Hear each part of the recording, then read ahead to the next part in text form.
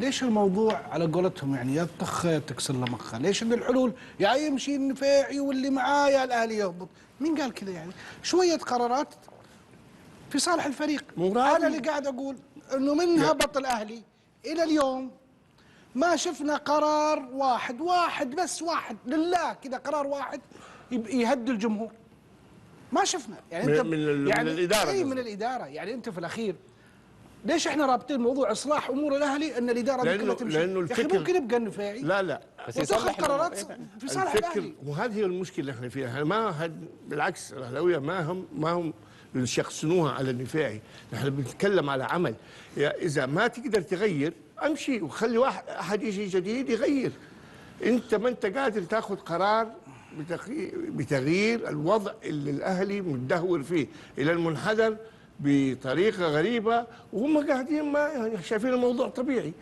فهنا اللي نحن بنطالب فيه يا اخي. نحن من اول الموسم وانت عارف حضرنا وجلسنا وناقشنا وقلنا له واجتمعنا معاه، ويقول لك انا مقتنع برايي ونحن عارفين ايش بنسوي. طيب غير، سوي، مصر على نفس النهج. اذا المشكله صار في ادارتك وليس المشكله في انك ما انت قادر تاخذ قرار للتغيير او ما انت شايف الغلط فين عشان تقرر ايش تسوي. عشان كده الاهلاويين بيطالبوا يا عمي اذا ما انت قادر خلي حد ثاني يجي يغير. مدرج على صوت واحد يقول لك ارحل، ذهبين يقول لك ارحل، الاعلام يقول لك ارحل، ما في احد ما قال لك ارحل وانت يقول لك لا عاجبك الوضع. اذا ما احنا عارفين ايش المشكله. بنروح قالوا الاخوان الذهبيين نروح للوزاره، هذه اخطاء في لسته كبيره عريضه، حولوها الاداره القانونيه. الان لها شهر ما ادوك جواب، حتى الان ما ادوك جواب. في تحرك سامع انا، في تحرك انه في قرار حيطلع بتغيير الاداره. يا اخوي متى؟